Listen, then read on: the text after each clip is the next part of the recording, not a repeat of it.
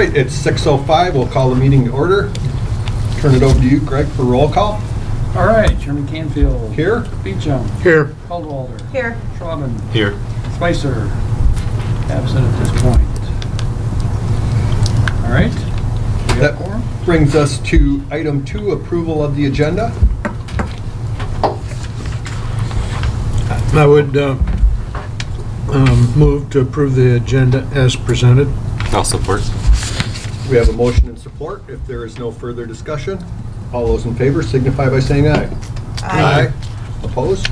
Motion carries. Item 3 is the approval of the minutes of the October 9th regular board meeting.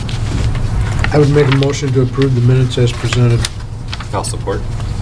We have a motion and support. If there's no further discussion, all those in favor signify by saying aye. Aye. Opposed?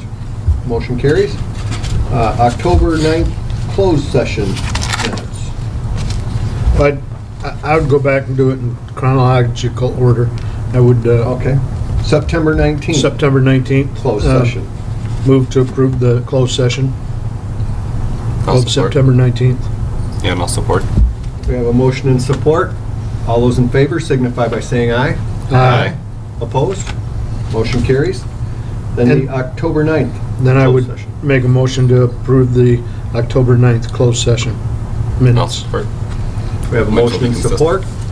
All those in favor signify by saying aye. Aye. Opposed? Motion carries. Brings us to public comment for items not on the agenda. We have no public here tonight, so we will move to action items. All right. The first action item on the agenda is with reference to the Biodigester hookup. We are at that point, and things have proceeded well enough that it's time to hook up to our distribution system. We've had a couple of quotes to do that. There was a little confusion in the beginning. Rockford had included that as part of its bidding process for the overall electrical contractor work for the site and had awarded the work to Zalstra. As they started work, we recognized that that was work that we were responsible for, and we didn't have a local bid and we weren't in on the bidding process, so we asked them to try and find somebody local and to also at least get another bid or two on that specific work, even though Zalstra had won the overall electric contract for the Biodigester. We did get a response back from Skyline, and it was very close to the Zalstra, within about $100. And even though in normal cases we would give preference to the local provider, since Zalstra had already been on the job and had completed part of the work, we're familiar with the site, so on and so forth, we decided that we should go ahead and award it to Zalstra. So if the board is in agreement with that, like your approval. Did you first note in the minutes that Tamala came in at the beginning of the action items? Well, no. Apologize for running late. Not a problem. And then with that, I would make a motion to accept the bid or award the bid to Zalstra for the $24,430 remaining. I'll second. Go ahead. I'll second. We have a motion and support. If there's no further discussion, all those in favor signify by saying aye. Aye. Opposed? Motion carries. All right, the second item is an invoice from D&D Trucking. This is for the truck that we purchased to haul the manure for the Biodigester. The original bid from D&D was in the $7,000 to $10,000 range. It ended up being a little more than that. They had to add a couple of 2 or 3 more tires, and those tires are about $1,000 a piece. and a couple of other odds and ends, so it turned out to be $13,256.86. Altogether, we still have less invested in that truck than we had budgeted for it. So with that, we spent about $58,500. We had budgeted $65 to $80, and I request that the board would approve that invoice from D&D. Just out of curiosity, what's an efficient axle configuration? Like you mentioned, there's some difficulty finding one. I'm just kind of Well, we needed 3 axles that were close together to be able to hold the amount of weight that we were going to carry. Okay. Most of them are either 2-axle or 3-axle that are separated farther than we needed, and so we had difficulty finding that configuration. Okay. So that we could carry the weight that we needed to carry and just make one trip. Okay. I'm just curious. Yeah, thank you. I guess I'll move we approve the invoice from D&D for $13,256. Okay. Have a motion? Support. We have a motion and support. If there's no further discussion, all those in favor signify by saying aye. Aye. Opposed? Motion carries. All right, the third item is the long-awaited transportation agreement from VIII for the actual transport of the manure to the biodigester from Swiss Lane. We were waiting until we got all the ducks in a row to be able to finalize that, so we were talking about and what was going to actually be involved and how many trips and what the weights were on the trips and those types of things. So that contract was in your packet. I passed my approval in terms of what we need in the contract. I've also received review and approval from Dick Wendt as to form, and so from our perspective, it's a good contract. It covers our costs. We set it up on a per trip basis, and we will invoice Spark based on the number of trips that we make in a given month. There's a section on vehicle insurance where it says Greg Pierce to fill this in. Yeah. We have vehicle insurance through our overall liability blanket with the city, so I just have to put that information in there. All right.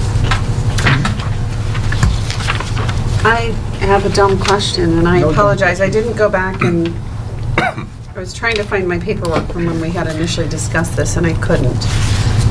So I couldn't remember when it was. Okay. It says in here that the term for this agreement is 10 years. But for some reason, I thought the other agreement that we had was only 5 years. No. And maybe I'm just not remembering correctly. The agreements are 10 years in case we don't buy it. Okay. We're set up to potentially have the option to buy it at the end of 5 years, and then these contracts would be So that's where I was thinking the 5-year option. That's where I got that. Okay. And I also believe that part of the 10-year was for Spark to get their financing. They needed a longer, a 10-year contract.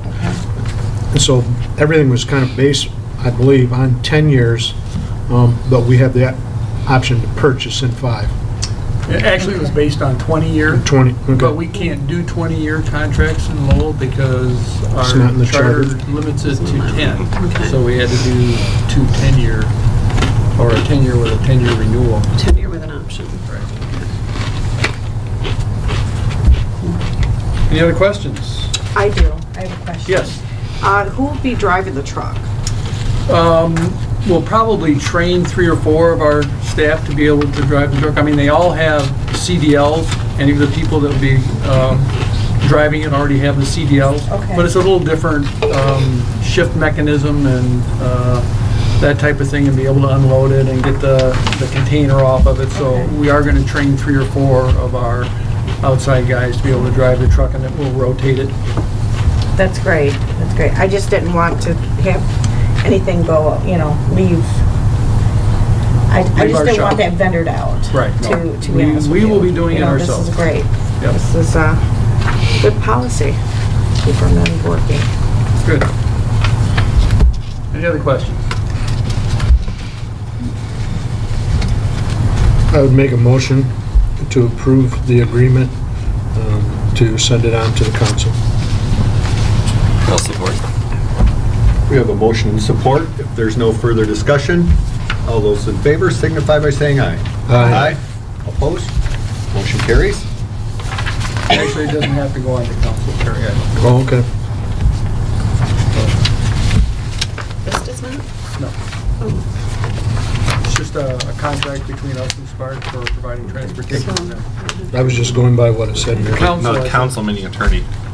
Oh, Council, okay. not- different Different spelling, yeah. Yep, it's different Okay. spelling, yep. Excuse me. No I problem. thought the same thing when I read it, so, yeah. Now I understand where it came from. Right. Okay, I'm sorry, who seconded that? Andrew. I did. Andrew. Thank you. All right.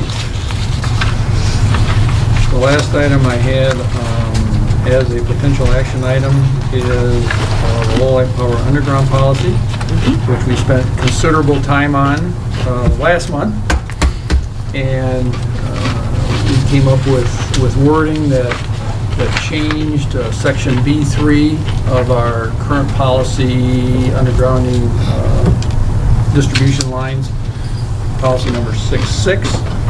And what I wanted to do is do a takeoff of what some of our discussion evolved around, and that was the fact that we need to review all our policies, the fact that potentially we want to simplify our policies and have a board policy that sets a large goal, a large standard, and then it would be up to staff to develop the procedures that currently follow guidelines to be able to implement that policy. So Tom and I and the rest of the staff sat down and looked at really 3 policies that we had in our policy handbook that referred to the undergrounding policy. Again, the 6.6 policy was a more overall general policy. There was also a 6.4 and a 6.5, which had individual components that related specifically to residential or specifically to commercial. And as we looked at them, we recognized that, as we talked about in the meeting last time, that a lot of the information in those policies were really procedures, really had to do with details of how a policy would be implemented. So we sat down and we tried to look at all the different components of those 3 and came up with what we thought would be a single policy that addressed underground, addressed the underground issue for all areas that we service in terms of underground, and give us the broad base from which we can then develop procedures that would be appropriate for whether it's a commercial facility and what type of site it is, and whether they're asphalting a large part of it, or whether the undergrounding is residential, and whether it's in a subdivision or a house out in the middle of a field someplace. All those are characteristics that would make the actual procedure for implementing an underground policy different. So hopefully this policy is something that is general enough that covers the intent of an underground policy by the board, but allows staff the ability to develop the procedures to implement the policy. So this was just kind of a stab at doing what I thought came out of the last meeting. We used the wording that you approved in that B3. We included that in this policy.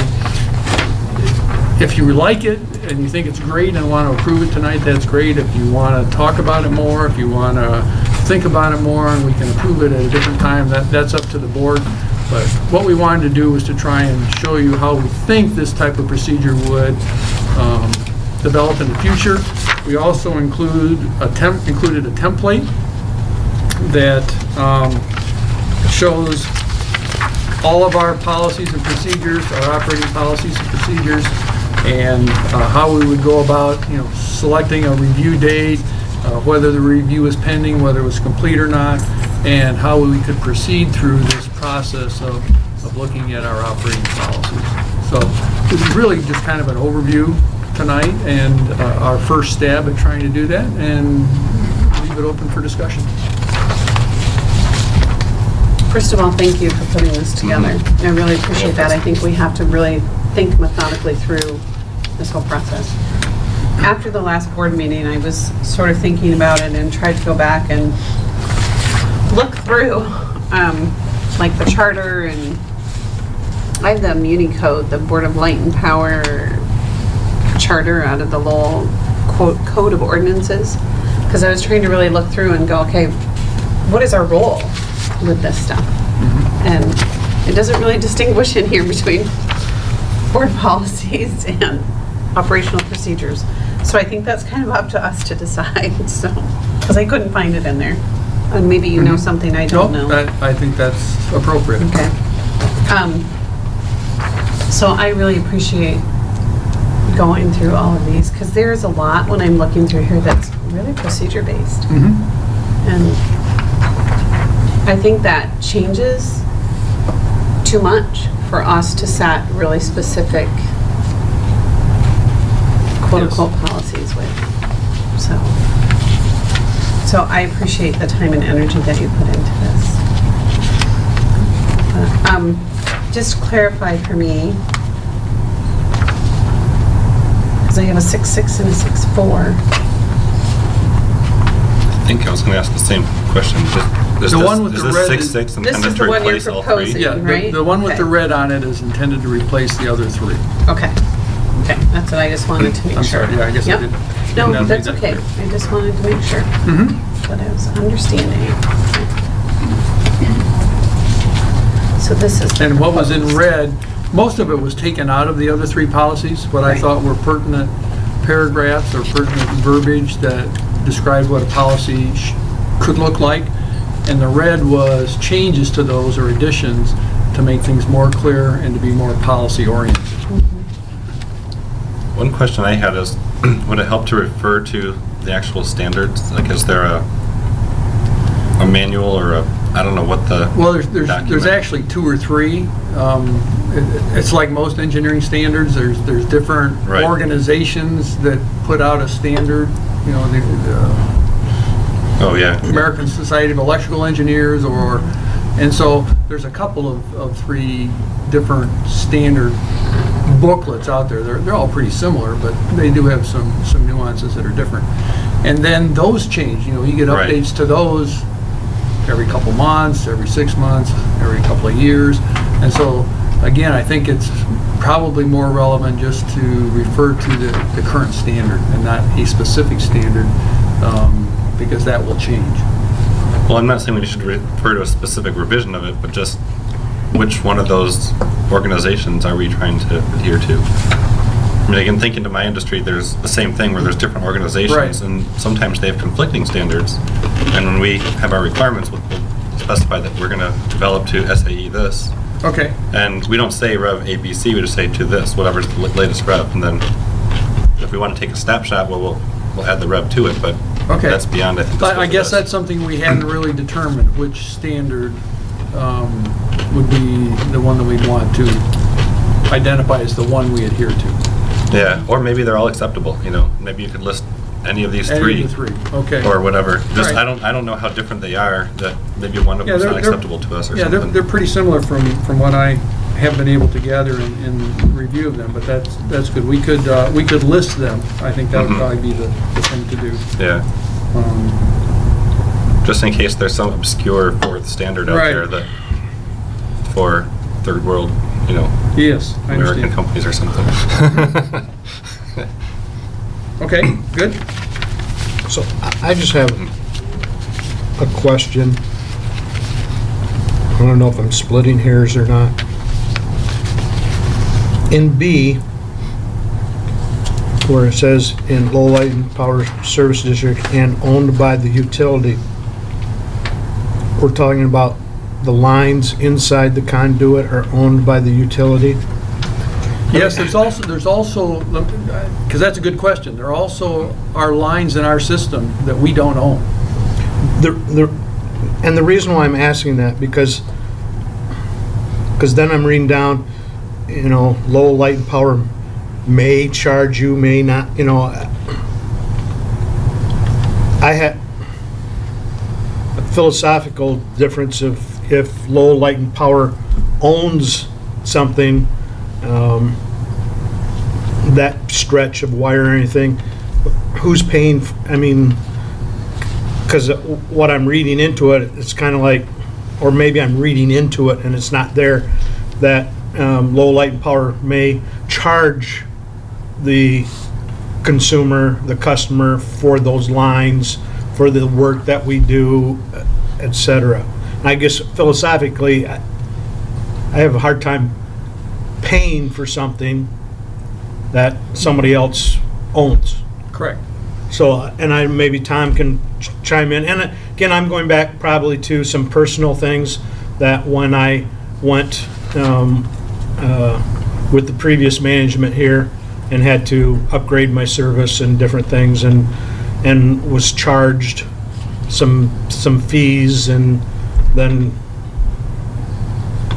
3 years later under different management, they're going like, you were what? Oh, you shouldn't have been charged for that, or you know, that type of thing. So I guess I'd like to have more definition of, or more guidelines of what are we going to charge for and what aren't we going to charge for.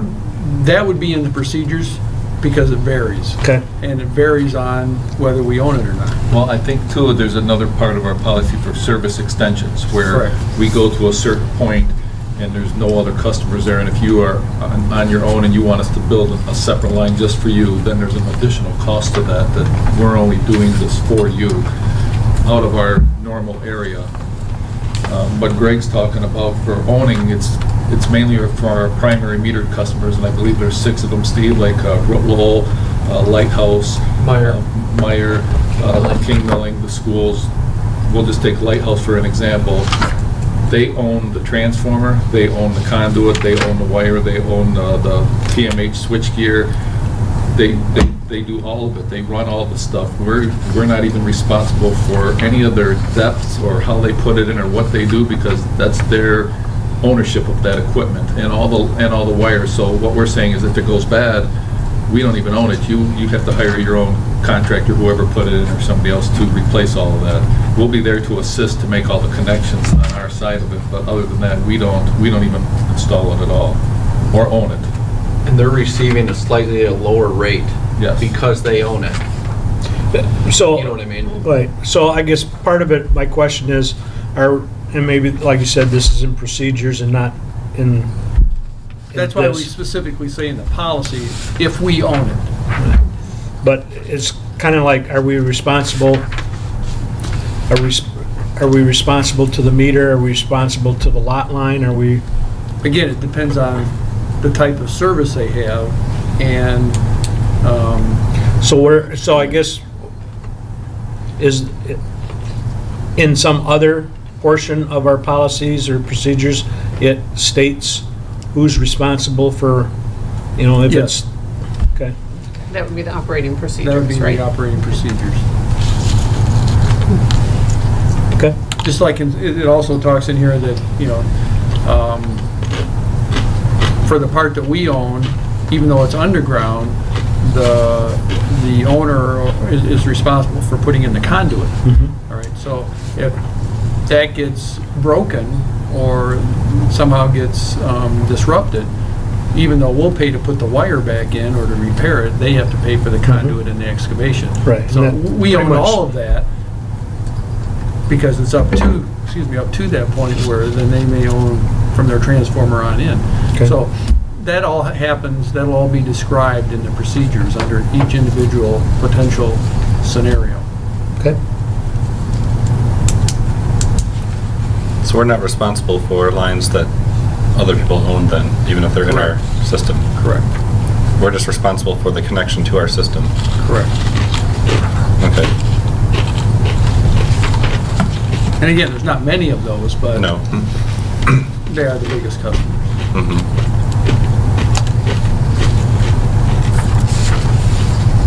Makes sense.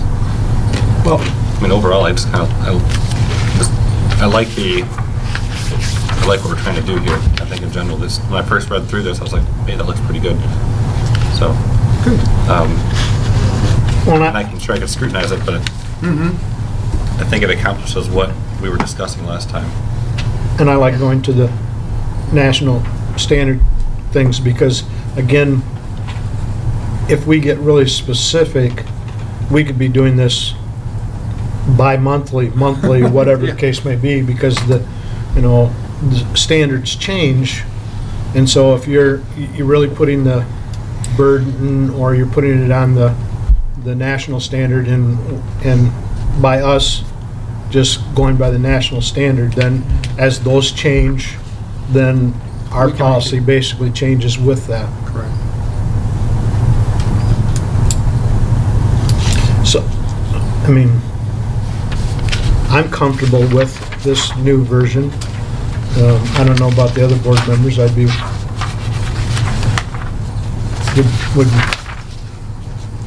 would make a motion to approve the new version, policy 66, engineering and operating policies of underground primary and secondary distribution lines. And I second. We have a motion and support. There's no further discussion. Oh, there is really. Just two things. Can we slightly amend that to state that this replaces policy 64, 65, 66 in the current policy? But I think that's important to state as part of the amendment. And also, did you want, where it says under B, national standards, put in parentheses or something? Asterisk, and put them at the bottom or something. Right. We'll include Wherever you those. put it, yeah. Okay, well, I just wanted to clarify that we should amend that proposal to include those two things, just for clarity, if I may.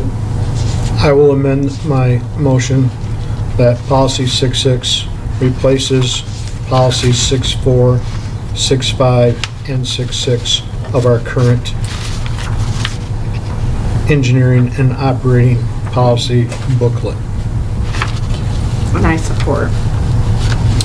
We have a motion and support. If there is no further discussion, all those in favor signify by saying aye. Aye. Opposed? Motion carries. Thank you.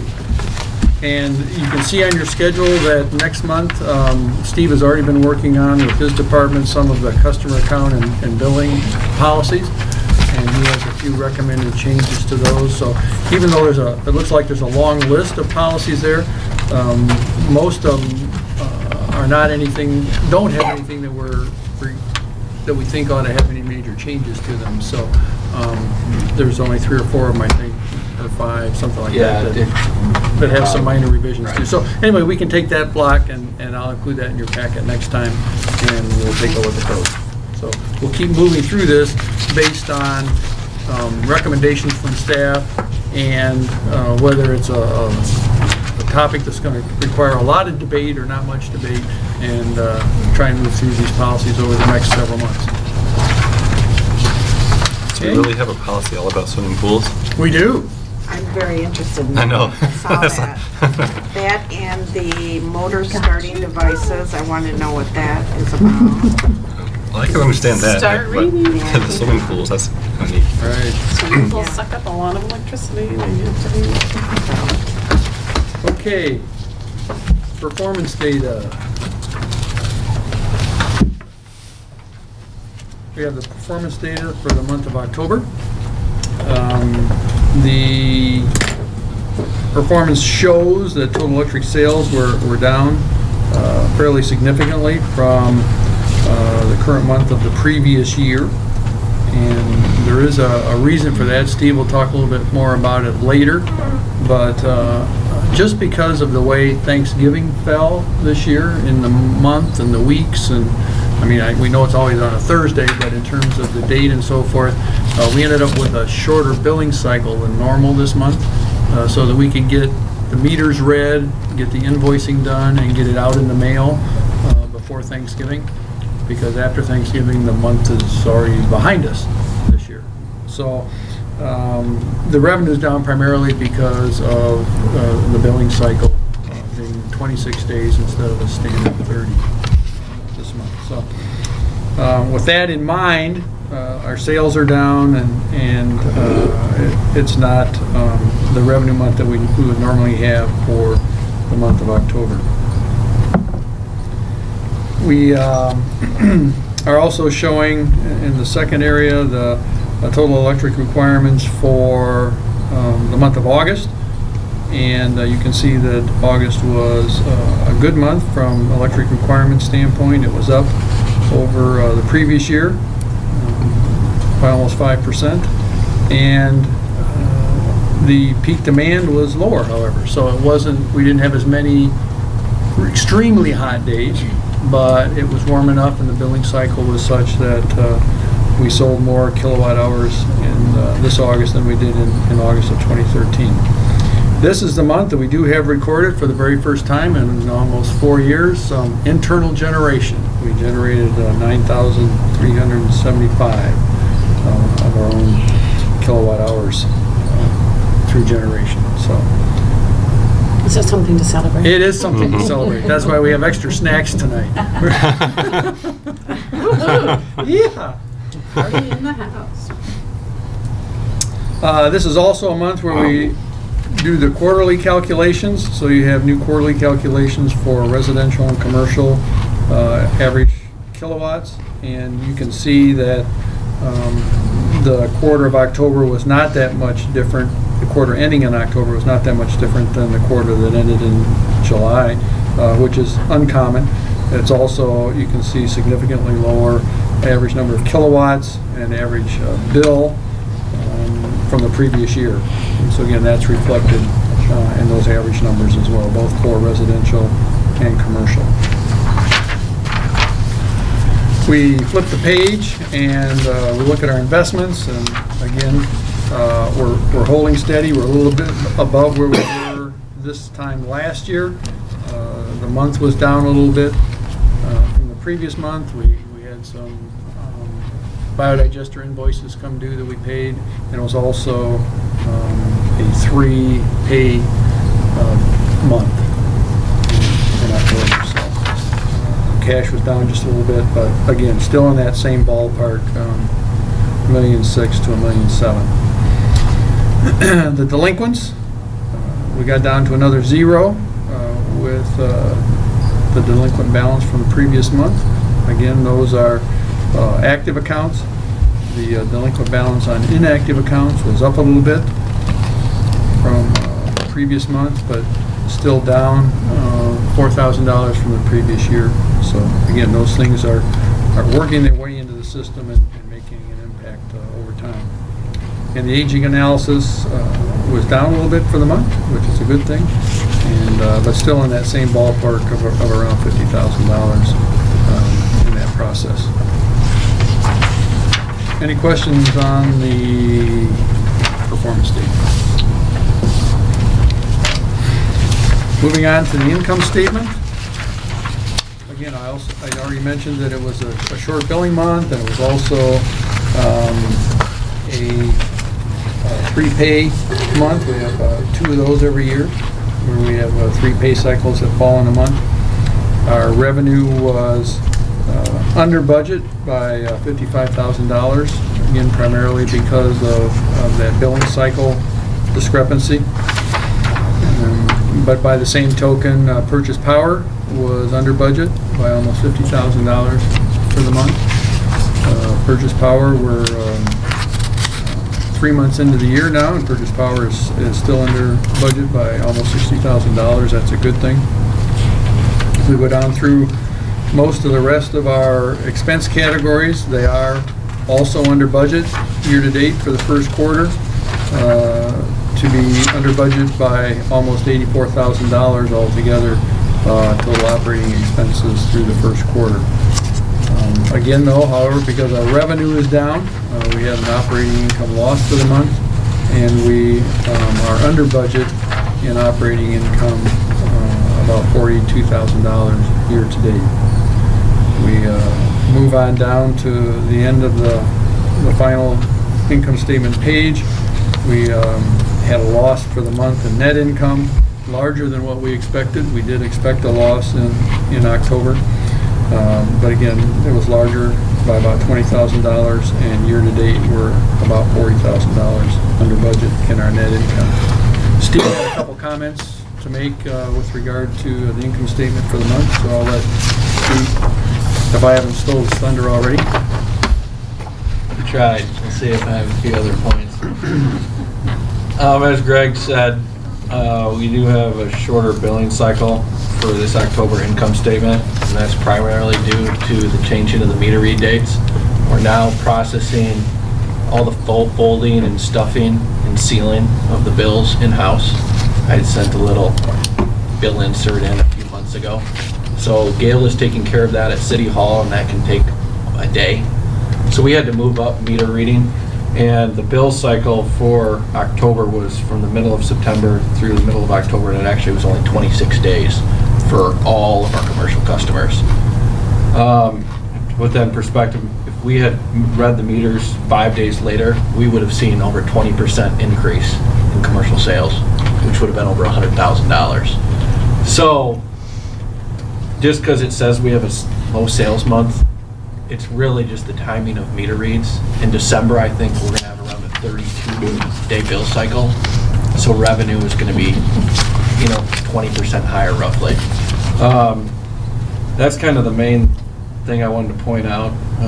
Other than we did have 3 payrolls, which that's going to hit the expenses, and yeah, I just wanted to point out the reason that we budgeted a loss and we did incur a loss for the month.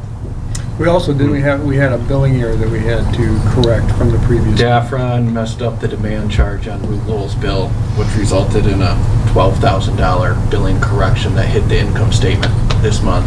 Greg and I met with them, and they were very grateful and happy, and they weren't upset at us. They understood. So that took effect this month, which hit revenue. Did we catch it or did they?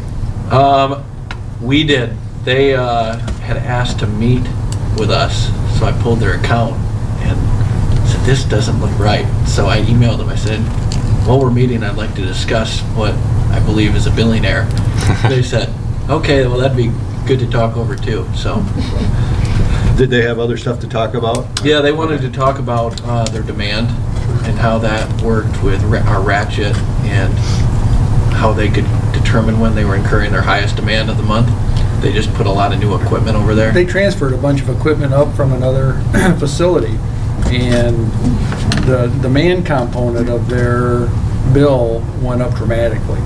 And so they wanted to fully understand why that happened and if there was any way that they could mitigate that. And so we talked to them, and we've done the same with some of the other larger commercial accounts, that, if they start their processes at different times, if they stagger them, then that has less impact on the demand than if they do them all at once. So they have an operator that comes in at 4 o'clock in the morning and fires up all the equipment, and so he's turning all the switches on at the same time, and so the demand really spikes. So they're going to set up a procedure now where he starts earlier and turns a major piece of equipment on every half hour, so they're not all coming up to speed, getting that initial rev at the same time. So that was really the basis of the conversation, and trying to help them manage that demand charge. Fascinating. How often do you have those kind of conversations with businesses? I mean, do most people even catch that those types of things can make a difference?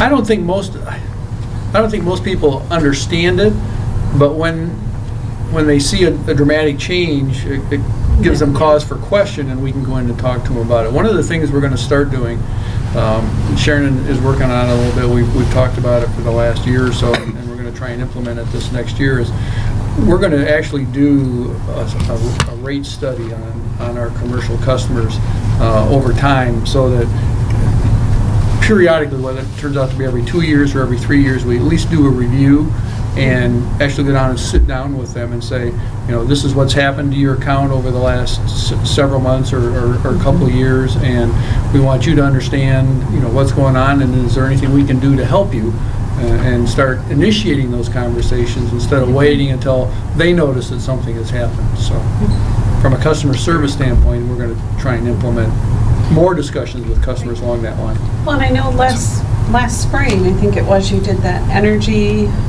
some breakfast, and you invited all the businesses for the energy optimization. I don't know. That was like a kickoff. Yeah, I don't know if it would be worthwhile to maybe do that a couple times a year, where you're mentioning some of these things and helping to educate. From a customer service standpoint, that might be kind of a, Yes. because I was really surprised at the number of businesses, because you told me we had like 480 or whatever. And I was just really Yeah. surprised at the number of Commercial corporations, accounts, commercial right. accounts that we have. Yes. So that might be a nice thing to do. Yeah, good idea.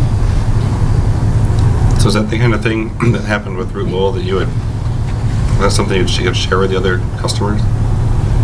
Our accounts to say, hey, by the way, if any of you are turning out a bunch of stuff at once, consider staggering it and it might decrease your demand without having to go and analyze every situation, but. Right, yeah, that is a tip that we could put on the website. We could, you know, put it in a flyer when we're talking about energy savings. Yeah, it's a good idea too. Okay, yeah, sounds like that'd be a help to them. Sometimes, I mean, demand is a difficult thing for people to understand to begin with. And we have customers that we've sat down with several times, and they still don't understand what demand really is. But they're still paying their bills, so it's But okay. And so it's a difficult concept to try and get people to understand that they're actually paying for us to be able to have what they could need in the wings for them. You know, that's really what demand charge is. You're saying that on any given day you could use 1,000 kilowatts an hour, and so we have to have purchased that in order for it to be ready for you to use at any point in time. You know, you may not use it that day, but we've had to pay for it. We've had to have electrical contracts with generators to ramp up for that amount of electricity if we need it. And so that's what a component of the demand charge is, and people struggle with why you know, get a charge for what you use. What do you have to have extra? And does Well, it's kind of like a consumers bandwidth have, thing, basically, right? consumers have, Oh, yeah. it's just standard in It's the a industry. standard thing. The concept is sometimes hard for people to grasp, so. Well, it's just like bandwidth, right, for an internet connection. So you always tell them that if they want a certain max download speed, you know, even if you're not using it all the time, you're still paying for that, The premium. Right. that bigger pipe, basically. Exactly. It's a really good analogy. It is. Good. Help me understand it.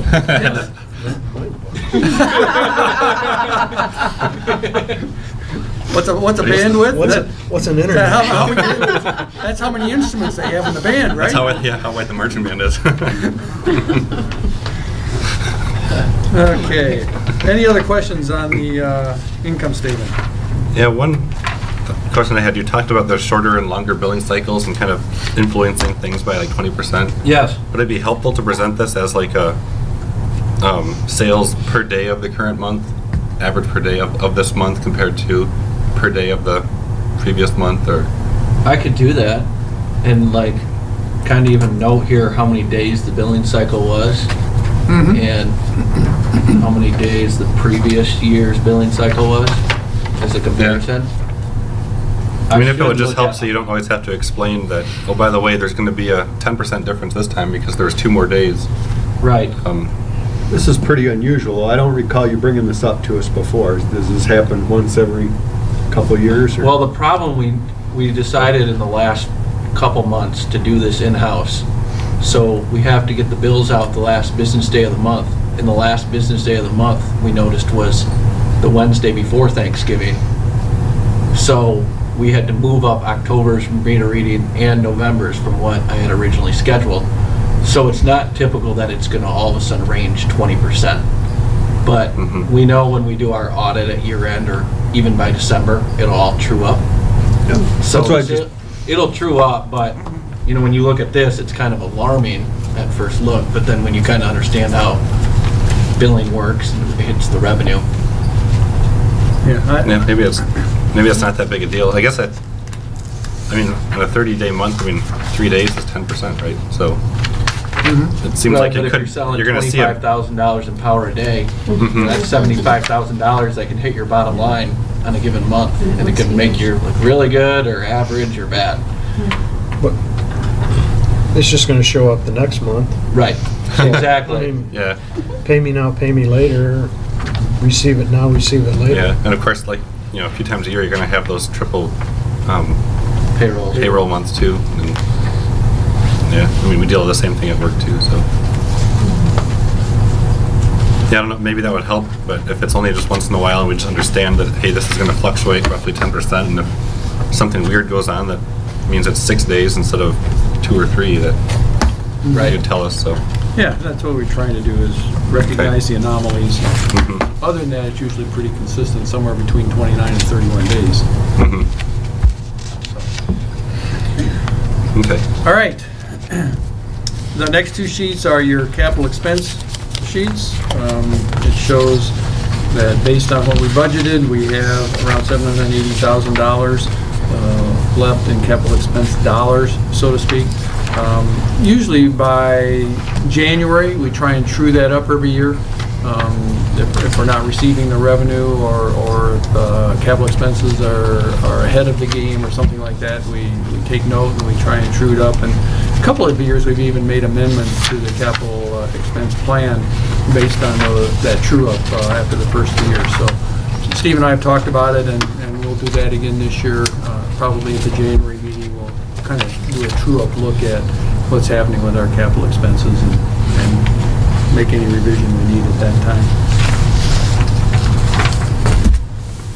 The next is the outage summaries, and comparatively speaking, it was a busy month. I don't know whether it was the wind or we had a lot of windy days and some heavy storms, but we had 7 outages during the month of October. And a variety of reasons. We had overhead equipment failures and weather and our typical squirrels and human error where we had a pole hit by an automobile and took the pole out and those types of things. So again, it was one of the higher months that we've had in a while in terms of number of outages. But they weren't any of them that I can remember long outages, and didn't impact our total availability that much, even though it looks like a lot of minutes out there. Well, the big one looks like was the car hitting a pole. Yeah. Again, So why wasn't that called a vehicle outage? Good question. I mean, it makes sense that a it's human was driving. driving. Yeah, it makes sense. I was gonna say it makes sense that it's a human one too, but it's like, well, Not sure how we kept what It's not robot powered. yeah, it's like one of those Google, vehicles or. Right. And I don't know. That's a good question. I hadn't noticed that. as we, I think that was a Ron choice. I don't know. as we're upgrading our system, I mean, and I think you've said this before, but just, is our system much older on the south side of town than on the north side of town? Because when we get these reports, if we look at them, I mean, sure, a car accident is an accident, but it just seems like, 28th Street and Casey Rose, another Casey Rose, Grand River, 28th Street, Seguin and 36. You just, over the time, you're seeing, at least I think, you're seeing a lot of outages on the southern part of town.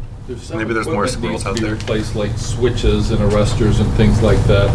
The entire south side of town was upgraded to the higher voltage way back in 1990 when they put the east sub in, north sub in, and south sub in. They went and put dual voltage transformers on there. So when we did that big conversion back in 89 and 90 and 91, they came in one day after they put in all the transformers, the dual voltage ones, flipped the switch on all of them, and they were all at 7,200 volts instead of 2,400 volts. So the transformers are all converted already. That part of town is all on the new system. The thing that we do need to replace are still poles and things like that. The switches need to be replaced. When you go out after we have a storm or something like that, we drive around and just do a visual and see if there's any arresters blown or things like that. Or some of the things may have tracking on them the weather.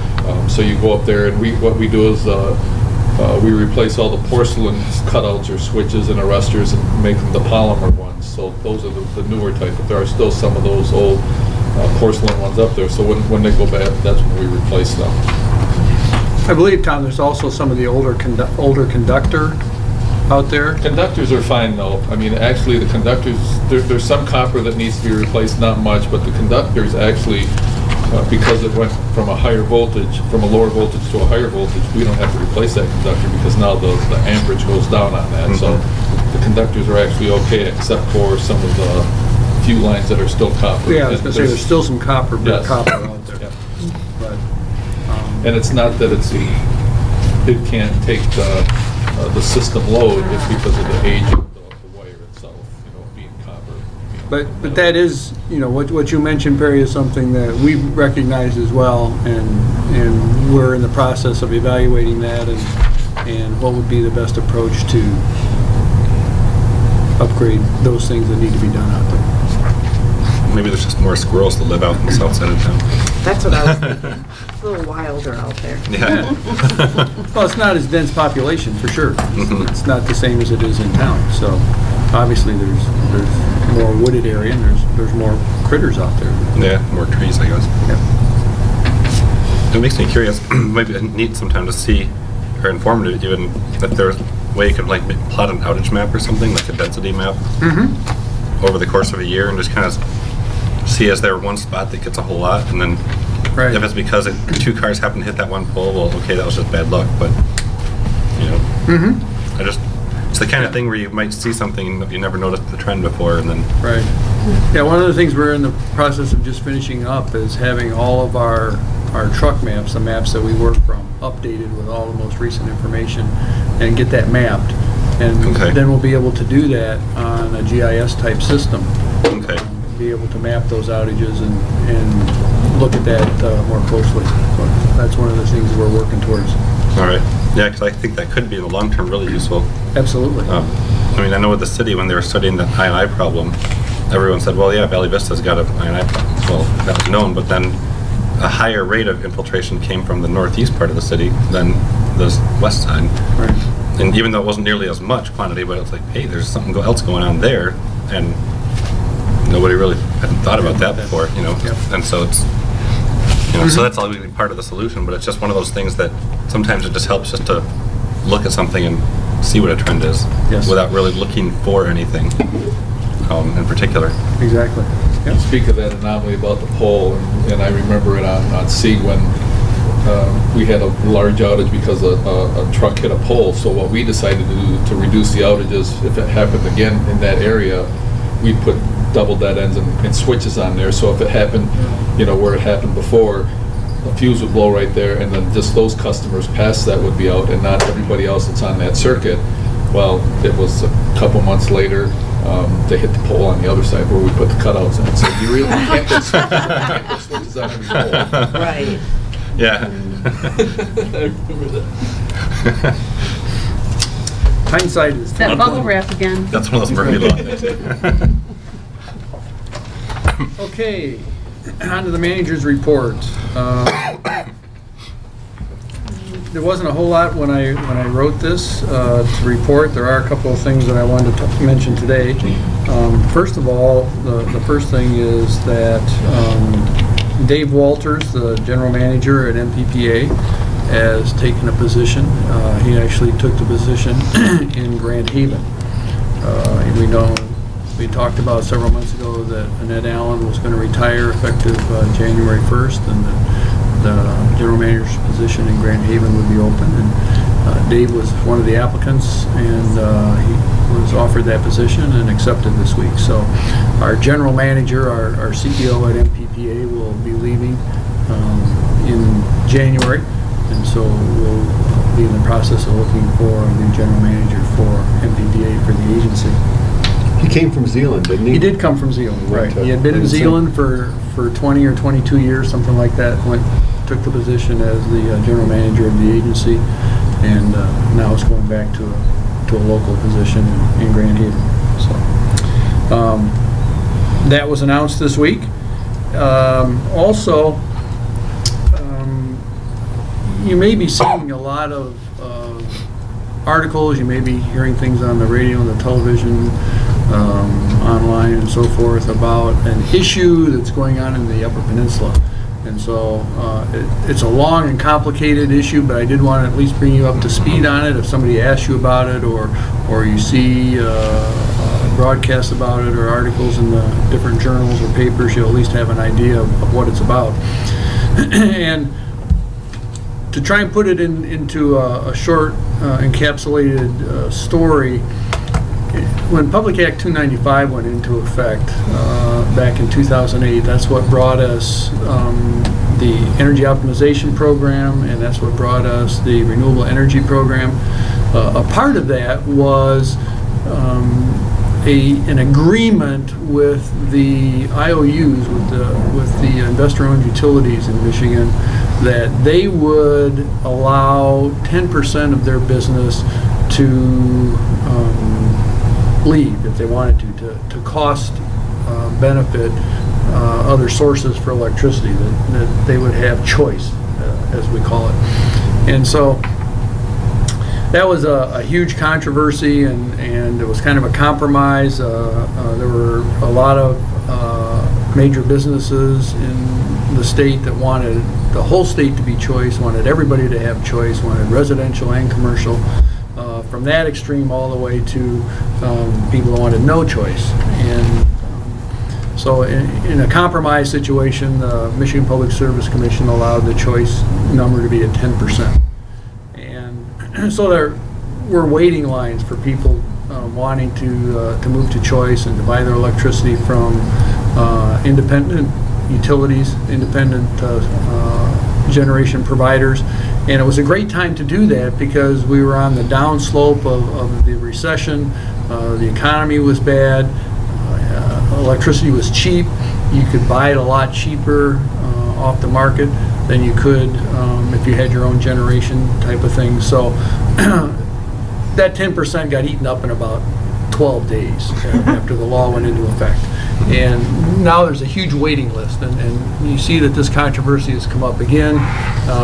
People are trying to sway the governor now to go back and relook at that and increase it to 20% or 25%, just like they're trying to get renewables increased to 15 or 20 or 25%. They're trying to get that choice number increased. Well, one of the things that happened out of that choice change in 2008 was one of the major manufacturing facilities in Michigan, and the largest in the Upper Peninsula, made it to do choice. They were one of the ones that got their name in the hat quickest. They got selected.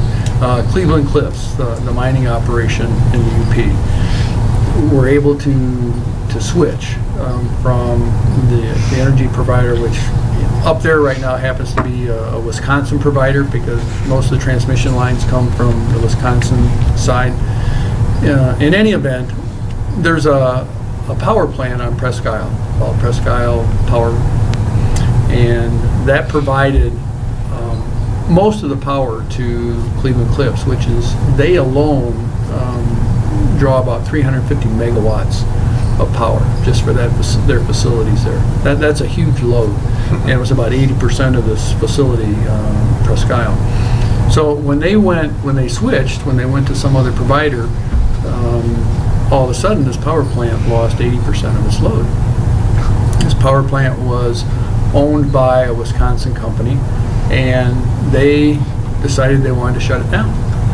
It wasn't profitable anymore. The Michigan Public Service Commission stepped in and said, you can't shut it down. We need it for reliability in the Upper Peninsula. You have to keep it operating. And the owner said, well, we'll keep it operating, but we need to collect this amount of money in order to make it work. You know, we have to have dollars even though we're not selling the electricity. So in the infinite wisdom of the Federal Energy Regulatory Commission, they allowed that extra premium to keep that plant open to be shared across all of Wisconsin and the Upper Peninsula, which is in and of itself not a bad concept. And so everybody's power bill in the UP went up a little bit because it was shared over, thousands of customers. Well, most recently, Wisconsin has decided that that's not fair. That why should Wisconsin residents and consumers be paying for a Michigan problem? And so they went to the Federal Energy Regulatory Commission and said, we think that the Upper Peninsula of Michigan ought to be its own separate district for rating. And the Federal Energy Regulatory Commission agreed with that. And so now all of that cost, which is about $14 million a month to keep that facility open, is starting December is going to be shifted from all the commercial and residential customers in Wisconsin and the Upper Peninsula to just those customers in Michigan's Upper Peninsula.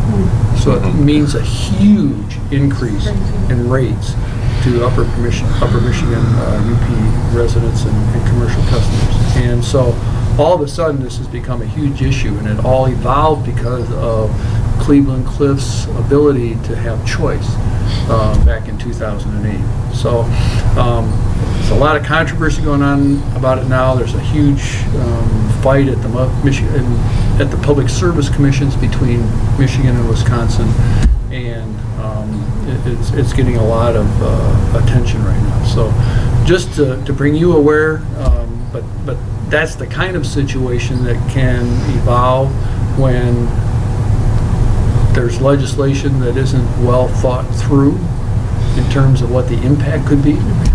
And even when, as far as when Cleveland Cliffs was selected to be able to be part of the choice program, nobody really visualized that they were going to be taking 80% of a facility's load someplace else.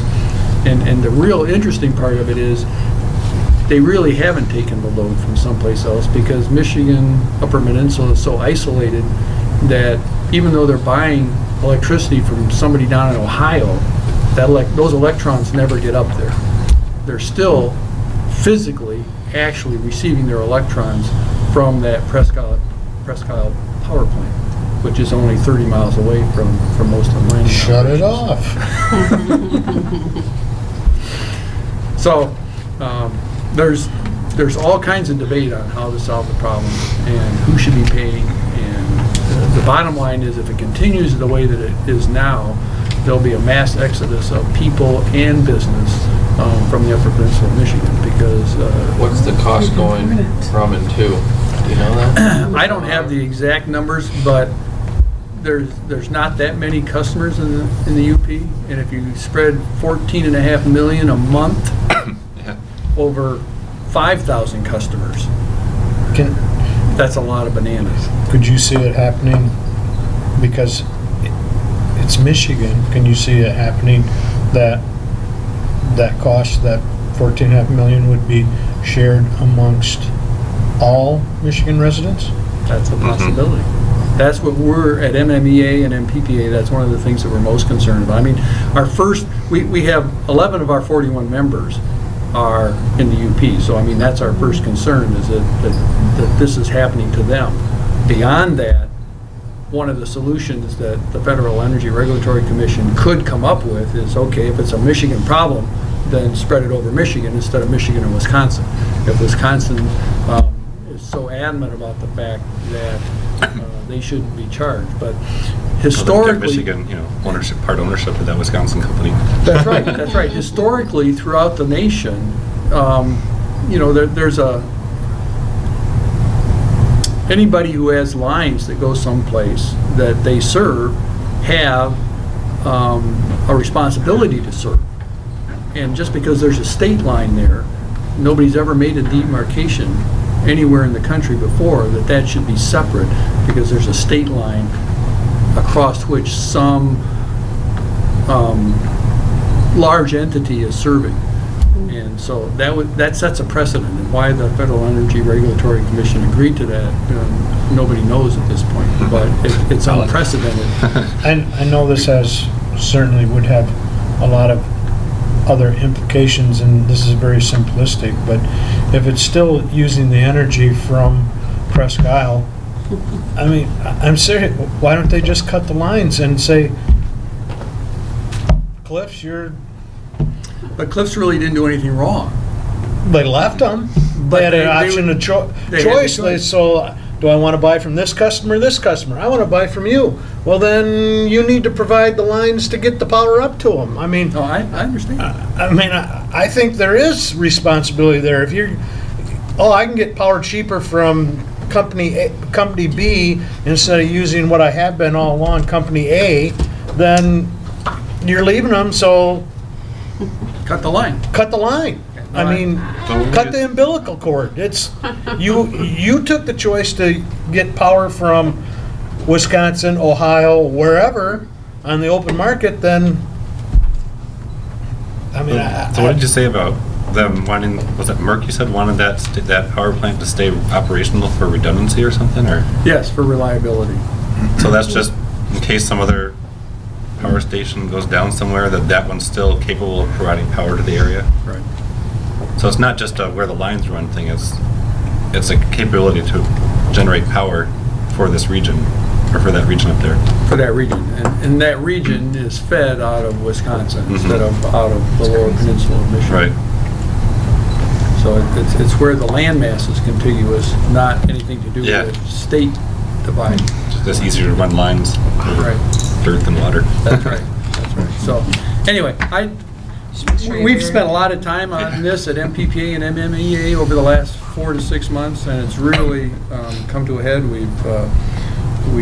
Jim Weeks and Dave Walters and a number of other people have been at hearings and given testimony at Senate and House of Representatives, and been over to Wisconsin, and it's really coming to a head right now because December 1st is the supposed effective date that FERC had agreed to for the switch from the spreading of this cost over a large mass to a small group of people. So.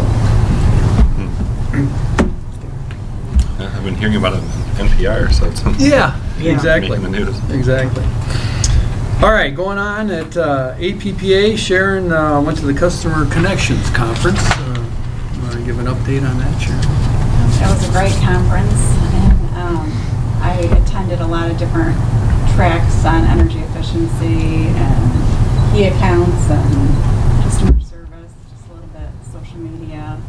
So nothing was, there was a huge variety of different classes that I could attend, and I really appreciate the opportunity to be able to go to those conferences because connecting with other utilities and knowing you're doing the right thing and kind of hearing about some things you can improve on is a great opportunity. So. Good. She did have the opportunity while she was there to interact with some of the people from APPA who were responsible for the next 2 items. One is that we did not get the deed grant for the educational program that we had submitted for in conjunction with LEAD to provide a program with the middle school and the grade school on the Biodigester. That doesn't mean that we won't ultimately go ahead with it, but they didn't see that it was something that we could apply to multiple utilities across APA's membership. So I think we'll probably resubmit the application because we do see that it has applicability not necessarily in the content, because ours would be geared towards the biodigester, but in the process of bringing schools into generation facilities and how you might set up a program to be able to do that would be beneficial to the school. So I think if we come at it from a different perspective, Yeah, there's a different way I think we can write it. we might have a better shot. Could you potentially go to a different funding source? to Oh, do that absolutely. program? We can go to. I would think the funding community sources. foundation, if you partner with the school and do a collaborative grant, it would be a no-brainer with the community foundation. I would think so too. But I think we can get that deed grant and just like an energy center. When is their next round? Is it I think it's in April. I think it's in April. Yeah, because the But end of April is the other. grant round too. Yeah. Mhm. So I think Yeah, and it's we can gonna be apply good. for multiple grants at the same time. We don't have to Right, just wait for one right. to, But the Dean grant, that's a national thing. that's a national thing. Yeah. And so that's one advantage to having that kind of grant is it's bringing money into Lowell Correct. rather than using Right. money that already is in the Yeah, area. and that was our philosophy going into it, was not only that, but it also. The scope is. Right, it's geared towards that type of market, and DEED has already given us a grant for the biodigester itself, because that's a unique concept. Mhm. So we just thought this would be the logical next step. But I can see where they want replicability, and we didn't really approach the grant request from that perspective, so And they do fund a lot of educational things. It's just the way that we had written it real specific to kind of like a field trip for all the different places that they would go that are providing energy for the biodigesters. The other thing that we found out this month, we had entered our annual report in the APPA national contest, and even though it was from our perspective, it was a fantastic annual report, we didn't receive an award at APPA for that either. So That's different than the RP3? yes, Okay. that was just for the annual report. So what do they look for in the report? We don't have all the details back on that yet. We just got word in the last couple of weeks. They usually do a write-up and send it back, so we're waiting to get that. I'm guessing that the format was so unique that it didn't fall into some preconceived ideas of what an annual report should look like. There was a little bit of discussion I heard about the way the graphics and maybe the way the information was presented didn't meet their guidelines or something like that, or what they were looking for. We're too much on the cutting edge. Yeah. That's right, that's right. Yep. But We're leading so much that they don't even recognize it. That's Yeah. right. But I have had a Everyone else conversation. is lost. I have had a conversation with the organization that did it for us, Lowell Communications, and they were disappointed as well because they thought it was a great annual report. Another area that we may try this year, and then we can talk about it later, but they are starting to do video annual reports or digital annual reports, and they have won a couple of awards with digital annual reports. So we'll look at different options, and we'll also see what APPA had to say about ours and what they thought some of the shortcomings were, and decide from there. But we were a little disappointed, but that's okay. And our P3 submission was received and reviewed by APPA. Tom was there in DC as they did the reviews. He got a little insight on where we stood. From what he was able to determine, we've done well so far. There were 2 or 3 areas that they're in the process of asking for additional information on from us, so that will can only help us at this point. So we're waiting to get those comments back. They should be out this week or next, and we'll have a week or 2 to respond to those, and we'll go from there on the RP3. Anything else you want to say, Tom? And we grade them again in December, and then we should know by the end of December or January, what the scores are. They really don't allow me to look at my own application, so. But I should know by the time I leave next time, hopefully. Fly out, do you? Fly. Maybe. Frequent flyer. Frequent flyer now. Yeah. From somebody that didn't want to get on a plane to... I'm not saying I'm crazy about it. Oh, okay. I do it. It's quick. Yes, that's right. That beats buses, doesn't it, Tom? Yes. Trains, Again. trains, Trains planes, are and all right, automobiles. not Greyhound. All right, system generation. The pipeline is almost finished. It is connected at our facility, and they're getting close to finishing it up at the lighthouse end. The new method, the equipment that they brought for doing the boring worked. It got through the rubble that they found as they started their initial boring. So that's progressed. We'll have that hooked up. I believe we actually received some liquid waste today, Tom, or Liquid waste and fog. and fog yesterday or Liquid today? manure, Right. fog. So they are starting to load the system on schedule that way. We're still working as we can on the Rolls-Royce turbine. I've also included in your packet, and I didn't really intend to spend a lot of time on it tonight, but I included, just for your information, a packet from Melanie. Many of you know Melanie. She was the general manager at Wyandotte for a number of years, and now she's up in Sebewaing. And they are in Sebewaing continuing to put a fiber to the home system in. They've been working on it for several years. They do small pieces at a time. But her presentation gives you an idea of what's involved in that process, some of the things that you have to go through.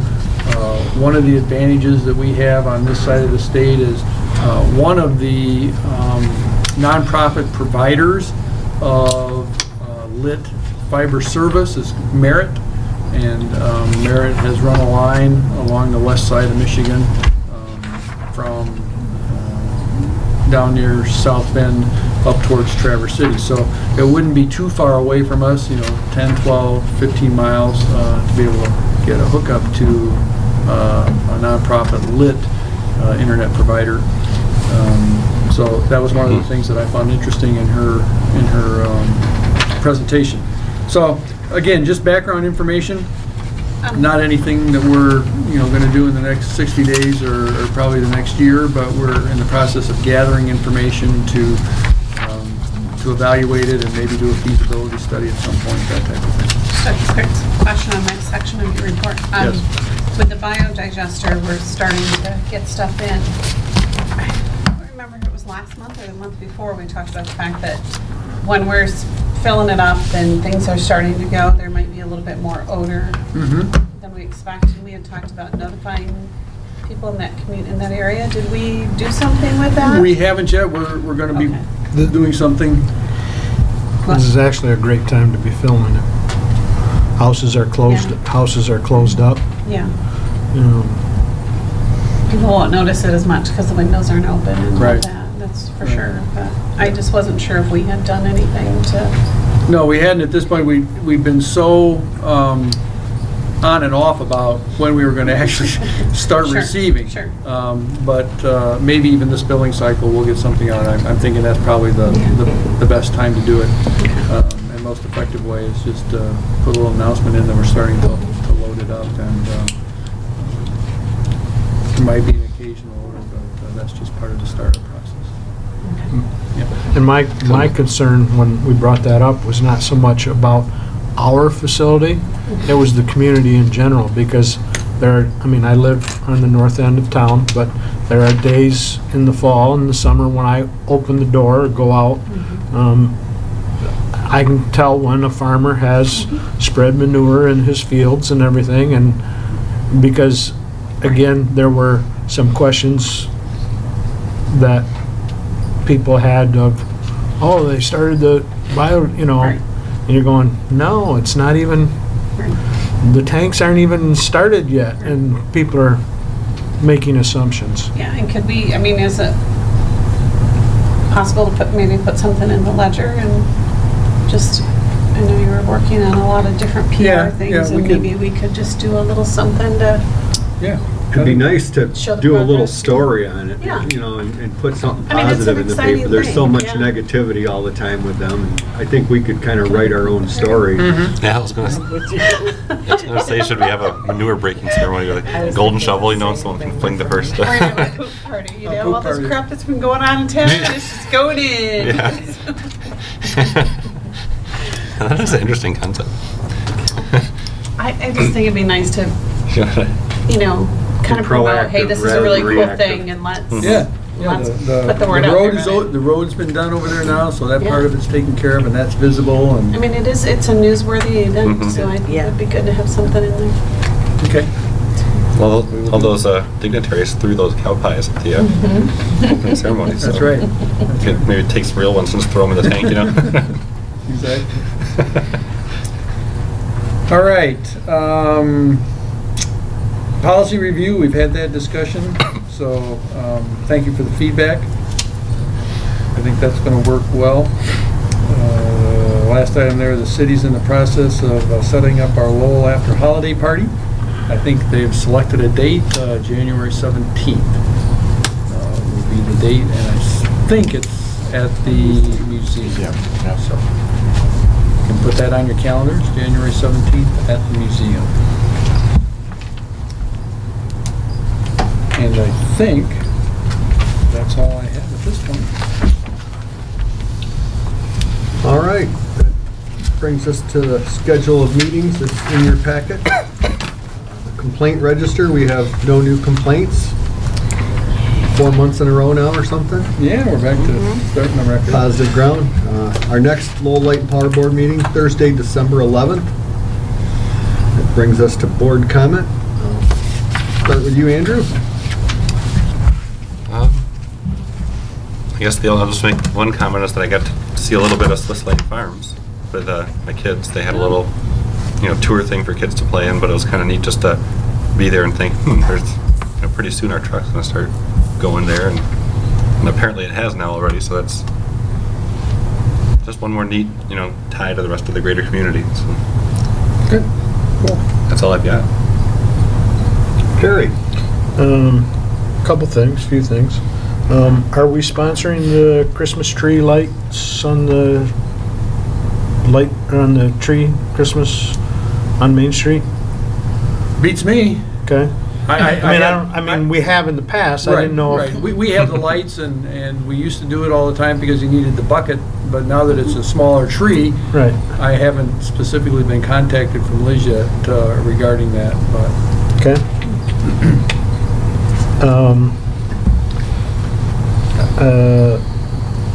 The work on we're still moving forward on this transform. Still doing it, yep. Mm, Bits and pieces around other things that we're doing, yes. Right. We're making connections, pulling wire. Yep. and then at one, it's all, then that other will be removed, or? Then it will be removed. Also, remind me, are we supposed to send into the DPW or Light and Power when we see street lights that aren't working properly? I mean, I'm confused, because sometimes didn't have to come from Dan at DPW, so does it need to go to? He usually comes to us and tells us when they're out, but if it doesn't matter if a customer or you were to see one, we'll take care of it, and then we'll let Dan know. I mean, so it really doesn't matter to us. Okay. either way works. Yep. And I have one that's on 24/7, so. Still. It's a different one. So it's on, but it's a different one that's on 24/7, and so we're using energy that we don't need to. Must be in a lightning pillow.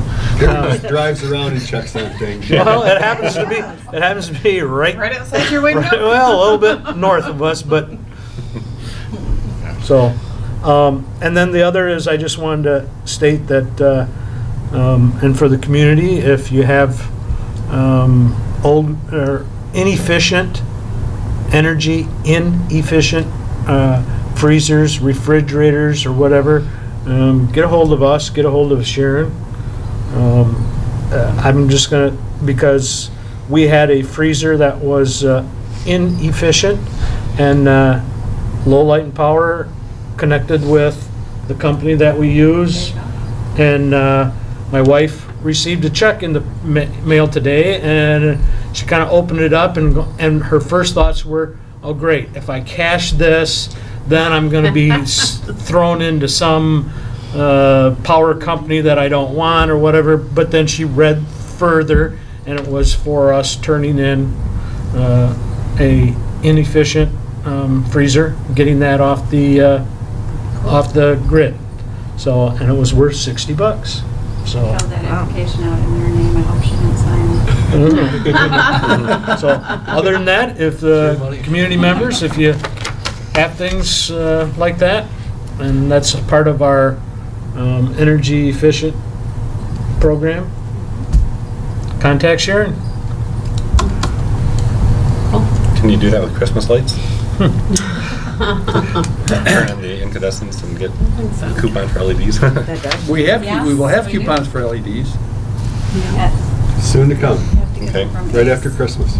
Ace, to get them from is Ace the only one participating? Yes, Spring Grove did not get them this year. Okay. So I checked tonight today. Ace is the only one this year. Okay. Ace is the place. There you Yeah. go. So. Tina? Very friendly LEDs. I have just a couple. I want to encourage everyone to participate or get out and shop for Christmas through Lowell and show your support to your neighbors that have opened up their homes and put a lot of time and energy into selling their crafts and their pies and their all the goodies that they have to offer. I just, that includes the churches because there's a lot of elders there that actually will bring in their canned peaches and sell them to you, and those were always a treat. So that's something I always look forward to. Also, the review of the policies. This is very exciting, and I'm glad that it was brought to the forefront. I'm very excited to go through all of these because then I'll be forced to read through this book, and it's open to discussion, so I'll understand it better. And we get to have it out in the open and be transparent. That's what all of us want to be about our policies and procedures, and this is very exciting. So thank you for putting this together, and I look forward to this. Thank you. That's it. Tamla? I just want to echo what Tina said about the policies. I'm really glad that we're doing that and encourage everybody to take time to read through those before our meetings. And even though you didn't win the award, I still think the annual report was pretty cool. Absolutely. So, yeah. And just a quick little note, I did not have payables in my packet this month, but I kind of think that's okay, and I'm not sure that, do we need to have that whole list? It is a lot of paper, but I can gladly send that in an email. If you'd rather have it on a PDF instead of... Or to know that we have access to it if we would like to look. I didn't know if there was something in the policy or the charter that says we have to review those. I wasn't sure. No. So, just a thought. I just didn't have them, and that's okay. Because You have some, I can get those to Andrew. you. Andrew What, has these? some, yeah. So, that's all right. I didn't get them either. It's not a big deal. I didn't miss I guess, them. yeah. And I got it. I think what we don't, past history, we changed some things because we would get these, the accounts payable, but because if they were, and we would vote to approve them, which we changed that because they're already, most of the time, they're already paid. It was kind of after the fact. The biggest thing is, as a board member, and I just scan through them once in a while.